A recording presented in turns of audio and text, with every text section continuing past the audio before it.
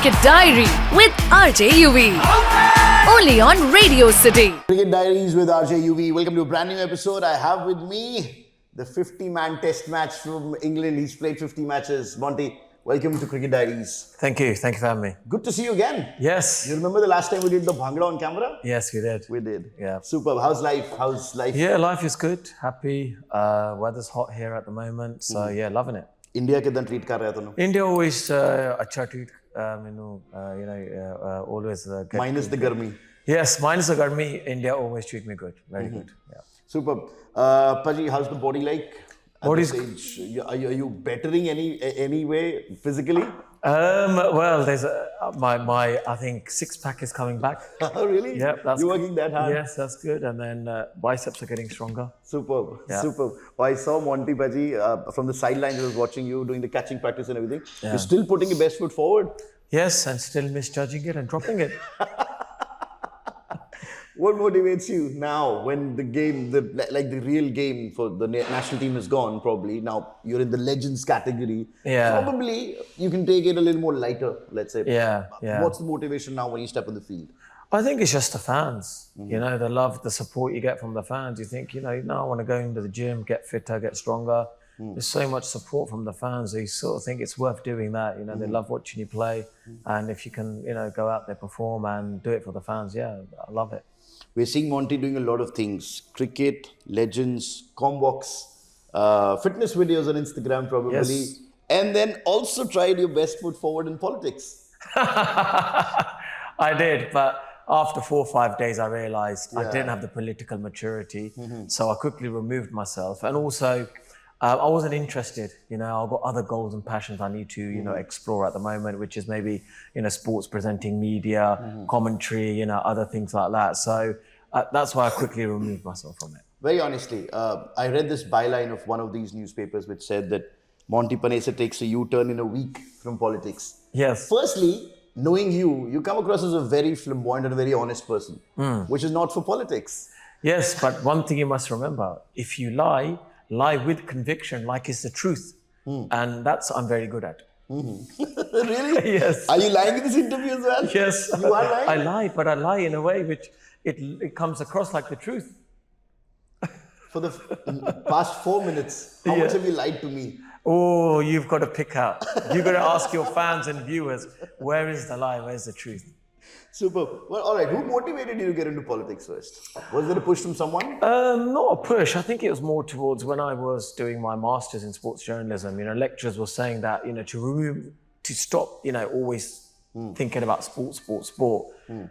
Just pick a political subject each day, and 1 week in politics is a long time, like they say, and try and just grasp the understanding. Jo kuch wo keh rahe hain, understand karo kya keh rahe hain, what is it. Then, think about the left and the right side. That's always in politics, right? Weigh up the views on that topic. So it was more get my mind to think in a different mind way, like a journalistic way. And then I gradually got more interested in it. So it started off as an exercise, and then I got more and more into it, where I was saying I want to become Prime Minister. So yeah, they thought, Monty, you're gone to the fairies now, eh? And then 5 days later, I was like, yeah, I'm back down to earth. I was in Mars, I'm back down to earth, and I removed myself. But was Rishi Sunak in any way motivation? Because again, Indian origin, yours is Indian origin. Was that a motivation ever? Yeah, probably a motivation. Yeah, big motivation. I think I was more popular than Rishi Sunak for that week. The amount of PR they got, I think it was worth over £1 million or something during the week, the party. Yeah. But then afterwards I realized it's just, you need good understanding, good concept,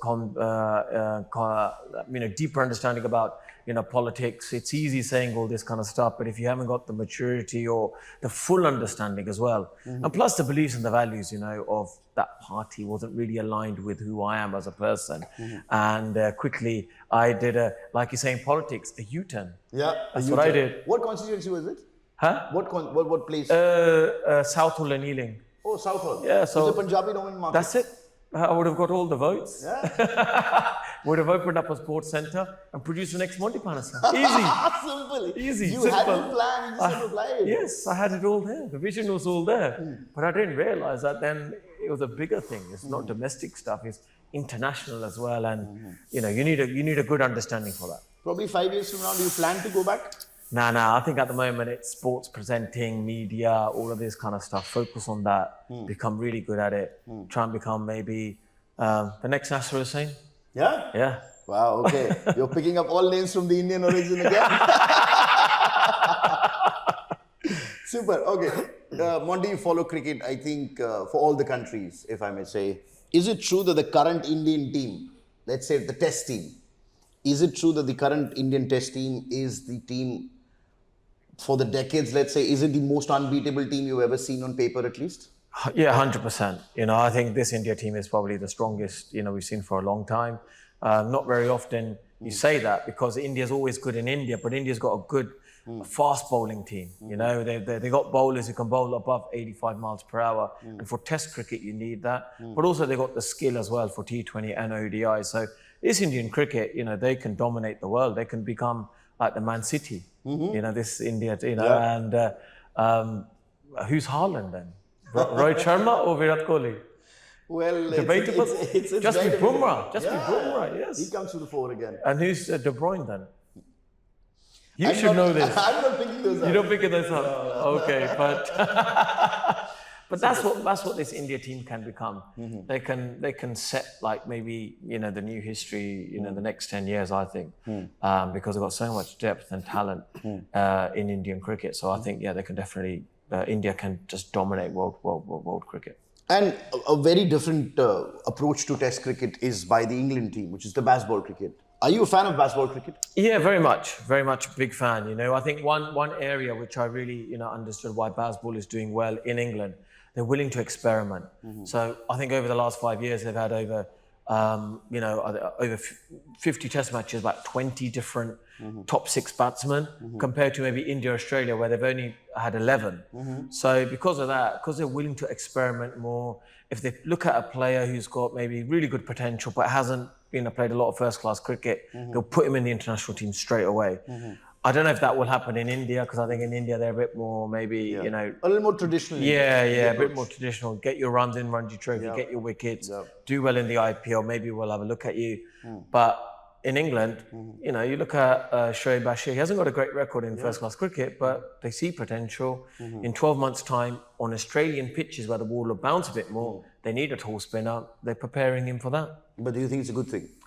I think it's a great thing, because I think Pakistan does the similar thing and it backfires every time. Yes, they put do. someone with an experience of 5 matches, 8 matches, 10 matches into the national team. Again, too much pressure, can't handle, and you're out of the team again. Yeah, I think Pakistan's a different culture. So same approach like in different teams. Yes.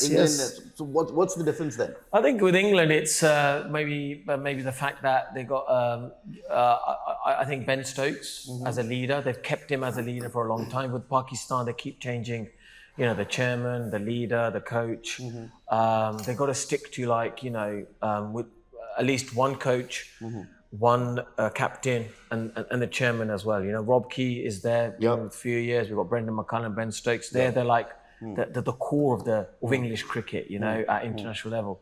Pakistan needs to do something like that, at least for 2 years, not keep changing the whole setup. Then, players get confused. Players keep adapting to new approaches every 2 or 3 months, and you're kind of like that culture breeds mediocrity. It doesn't breed excellence. It doesn't breed elite level cricket, which if you stick to the same captain coach for about 2 years, you will end up understanding the concepts, the ideas of that particular coach or a captain. Then you become an excellent player. This what you're stating is the problem of Pakistan cricket. Yes. Why do you think this has happened? I just think Pakistan, have a lot of maybe internal, I think politics, which doesn't help their cricket. Pakistan being a strong cricket team is good. They're emotionally charged cricket team. Play on the big stages. It's a one-sport nation. Yes. And if cricket doesn't give happiness to people, it's a suffering for people. Well, javelin is another. Recently javelin. So I'll take that. yes, you take I'll that. take that, So now javelin has become popular in Pakistan as well. But I think generally speaking, we need Pakistan cricket not to be at the bottom. We need them to be at the top because they're an unpredictable team. They can produce some great results and it's good for cricket. But they've lost the charm of those the flurry of fast bowlers that they produced, the aggression that they had back in the 90s, probably the Imran Khan and the Wasim Akram era. If you get to choose the captain of the Pakistan team, who would you make the captain? Like you said, you'll make a captain for 2 years. Give the person a little time. Yeah. Who do you think currently should be that 2-year captain for Pakistan? The most, I think, reliable, consistent person, obviously, Babar Azam. But I think Pakistan could go the route of Australia, and like they've seen with Pat Cummins doing well, Shaheen Shah Afridi. Stick with him because he'll play T20 cricket. He'll be playing Test cricket as well. And then you have your group of 15 players. But the problem, what's happened with Pakistan cricket is that they went back to the state system where they only tried to have 6 teams, whatever. And a lot of the other players who couldn't play. They went off to Pakistan. They went off to Canada, America, other nations. UK as well. Yeah, UK as well. So the pool of players have been reduced now. The quality of cricketers coming through are not there. They need to go back to the other way of where they had, I think, 28, 30 domestic teams. Everyone was playing, everyone was getting paid. And then you have a very strong group of players to pick from. The PSL is great, but then the PSL only caters for T20 cricket, and that's it. So I think Pakistan has kind of gone slightly backwards in terms of, trying to copy the Australian system. They should have stuck to where the original system was, and hopefully, they get back to that. And more players playing, more players being paid. I tell you what, they'll be playing. Once you play for a living, people get more motivated to actually improve themselves. But if they can't get into the team because of the 6-state structure, then suddenly you're going to think, well, what's happening in America? What's happening in Canada? Let's go there. Yeah, let's go there then. So you would take forward Shaheen Shah Afridi's name for all the formats as a captain? I will probably either try and do that or try and just maybe have him for Test cricket and then maybe Babar Azam for T20, split it up a little bit. But just have a consistency. Just say, right, for the next 2 years, what we're going to do is we're going to stick with Babar Azam and Shaheen Shah Afridi, maybe have split captaincy, stick with the similar coaches. The chairman does not change. That's what I was about to ask. The chairman. You've rated the consistency in the team. Yes. Who takes care of the consistency in the management? Yes, the chairman has to stay the same for at least 2 years. They can't keep chopping and changing. It's just not helping Pakistan cricket at all. They're just going to get worse, worse and worse. So they need to have a consistency in management.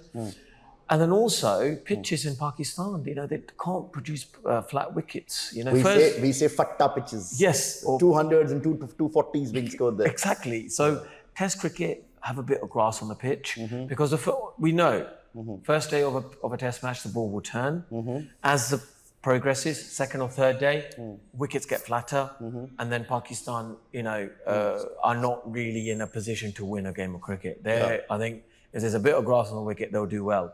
So I think they need to change their pitch conditions for Test cricket as well. The future of 2020 is safe because of entertainment. The future of Test is safe because this is the pinnacle of cricket. There's one hanging in the middle, which is a 50-over format. How do you make that format interesting for the spectators and the audiences back home? Yeah, look, they may have to change the rules a little bit. It will depend on, as long as it's, ODI cricket is strong amongst the Indian team, then I think worldwide it would remain strong. So India drives the world? I think so. I think so. We can't beat reality. That is the reality at the moment. I think India are the powerhouse to, develop cricket in other areas. We've got the Olympics coming up. LA 28. I think one of the reasons why cricket has been introduced. Do you think Virat will play in the 2028 Olympics? I think he has to. It's not the question of will he play. He will have to play. He will be about 40, if I'm not mistaken. Yeah, he has to play because his brand is so big. Just as a brand, like Cristiano Ronaldo has taken football to Saudi Arabia, Virat Kohli will have to be present in America because of his brand that he brings. And then he will generate a bigger interest of cricket. Because, during the ICC World Cup, it was great to see cricket being introduced to America, but I just felt it wasn't on the right channels. Willow TV is not the right broadcast. I know it will get you there, but you need to be on the major broadcasts, the major sports channels, that they are in America, where NBA, NFL, all of them games are being played. That's where cricket needs to be on there as well. And I think Virat Kohli, his brand, because he's so big, will have to go to America during the Olympics and make cricket as big as possible as it can be. Super, Monty. Before we wrap this up, I'm going to put you in a spot. You are sitting on a selector's chair. You have to select the all-time Test 11 for India. All right? We'll start with who opens and then we'll follow up. So the first, who would you send as the opening batsman for India? We're up against Australia in what they used to say the fastest pitch in the world, which is Perth. Who are you going to send into bat? Sunil Gavaskar. Sunil Gavaskar. With Virendra Sehwag. Wow, two right-handers. Yeah. Very different in nature. Very different in nature. So Sunil Gavaskar, Virendra Sehwag. Number 3 then. I'll probably go with Sourav Ganguly. Oh, Sourav Ganguly, number 3. Yeah. Great. Left-hander comes in. Number 4. Sachin Tendulkar. Okay. Or actually, I'll go Rahul Dravid at 3. Sorry. Rahul Dravid at 3. Okay. And then 5 would be Ganguly. Who's at 4? Sachin Tendulkar. Sachin Tendulkar is 4. Yep. 5. 5, we'll have to go with VVS Laxman. Okay. 6. 6, that's a really good question. 6, who would I want at 6? Mohammad Amarnath. Okay, that's a good choice. Yep. Okay. Number 7 then. A wicketkeeper probably now comes in? Yeah, wicketkeeper comes in now. So I'm thinking, Sabah Kareem? Is it going to be Kiran Moore? Do we go with Rishabh Pant? Dhoni. Right, Dhoni's another one. But with the experience mindset, do I go with Dhoni or do I go with the exuberance of youth, Rishabh Pant? I'll go with Dhoni. Yeah, Dhoni. Okay, Dhoni. 7. 7. Yeah. 8, we're looking at a spinner. It's a bouncy. It's going to be bouncing, right? Yeah. Quick like that. So Harbhajan, I think, Singh is good. And he likes playing against Australia. He likes playing against Australia as well. And he always gets under their skin. So let's go with Harbhajan Singh. All right. And 3 fast bowlers? And then 3 fast bowlers, Zahir Khan, Jasprit Bumrah. So we got the unorthodox of Jasprit Bumrah. We got the left arm of Zahir Khan. Should I give you an option? Yeah. Would it be Kapil Dev? Would it be Javagul Srinath? Yeah. Would it be Venkatesh Prasad? And by the way, you've missed out Anil Kumble, the legend. I know, this is what the thing was. It was between Anil Kumble or Harbhajan, right? And I just think because of Harbhajan's record against Australia, I think he'll get underneath their skin. Okay. So I'll go with Harbhajan Singh there. Okay, so one final fast bowler probably. Who will you pick up number 11 then? Well, it's either, do I go with Javagul Srinath, the extra pace, right? Or do I go Venkatesh Prasad as my control bowler, cutters, just to control the length?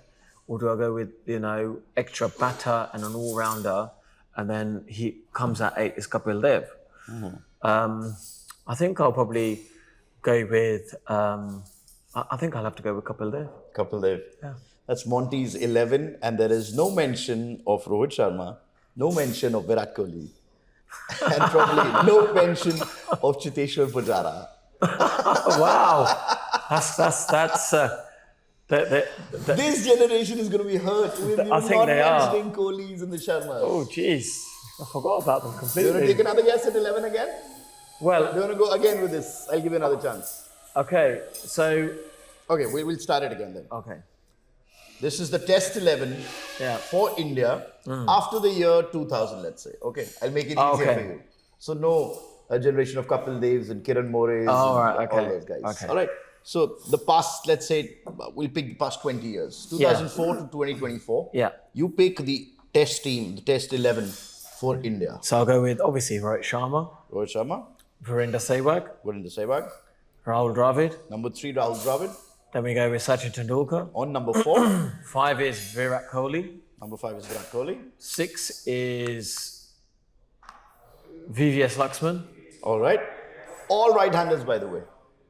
Oh, we need a left-hander in there now. 6 is Sourav Ganguly. Okay, number 6. No, he's number 7. No, 6 is Sourav Ganguly. 7 is... You opened with Sehwag and Sharma. yeah, Number 3 was Rahul Dravid. yeah, Number 4 was Sachin Tendulkar. yeah. Number 5 was Virat Kohli. And 6 is Ganguly. Number 6 is Ganguly. Okay. 7 is Dhoni. 7 is Dhoni. Right-hander again. 8 is Zahir Khan. Zahir Khan. Okay. 9. 9 You'll is take a Jasprit Bumrah. for Jasprit Bumrah, obviously. All right. 10 is Harbhajan Singh. sure. Okay. And then 11, I will go with Mohammad Shami. Wow. Okay. No Javed Srinath there? Nah, No Anil Kumble there? Oh, yeah, maybe I'll go with Anil Kumble. I'll play with 2 I spinners. will put him in fix every time. But thank you, Monty. Thank Yeah, you so yeah, much. yeah, thank you very This was much. Good fun. Thank you. Thanks. Radio City. Radio City. Radio city रग रग में दौड़े city